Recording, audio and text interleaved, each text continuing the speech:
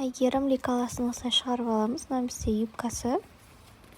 Осылай бірінші бетте схемасы тұрады, ал екінші бетте былай 5-5 деп жазылып тұрады ғой, квадрат. Соны өлшейміз. Бұл бізде лекаланың дұрыс шыққанын тексеру үшін. 5 сантиметр шығыпты ровно. Распечаткаға барған кезде осы бетті шығарып аласыздар да тексеріп аласыздар. Содан кейін барып барлық бетін шығарасыздар. Сол жерде сызғыш алып барасыздар да тексеріп аласыздар. Кейбіреулер бар, бәрін шығарып алады, содан кейін маған жазып тұрады, дұрыс емес деп. Содан кейін лекалада осындай 3 бұрыш болады ғой. Екеуі бірдей размерде шығу керек тоже. Біреуі кейде кішкентай шығып қалады кейбіреулердікі. Демек, ол дұрыс емес деген сөз. Қайтадан шығарасыздар.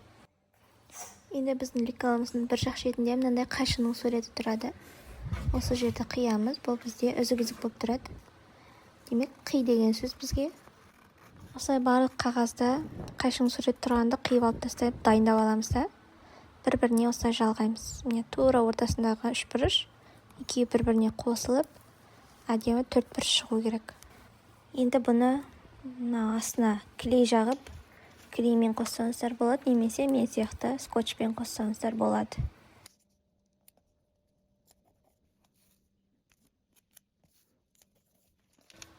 Мінекей біреуін көрсеттім, енді келесін қайталап солай жабыстыра береміз бір-біріне.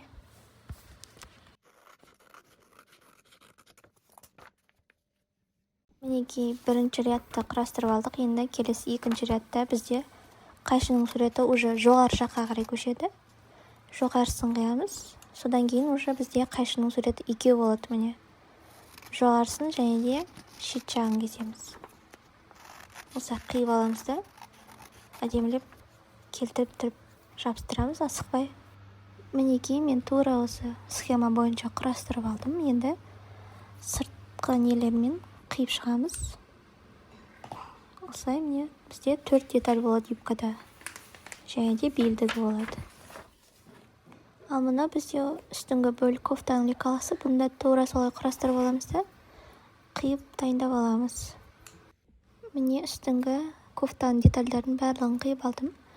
Осы жерде бірден айтып кетейін.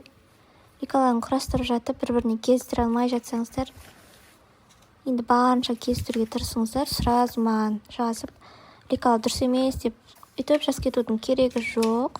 Барлығы өзіңіздің құрастыруыңызға байланысты. 1 миллиметр қисық еткетсеңіз, уже ары қарай қисық жабысып кетеді, сол үшін қисық жабыстырмауға тырысыңыздар. Енді кофтаның детальдарымен танысыңыздар, қараңыздар, үстінде 4 детальдар, астында және басқасы. Бұл тоже 4-еу. Каждыйы бір-біріне тігіледі осылай. Бұны ертең тіккен кезде шатастырмаңыздар әрқайсысының орындарын.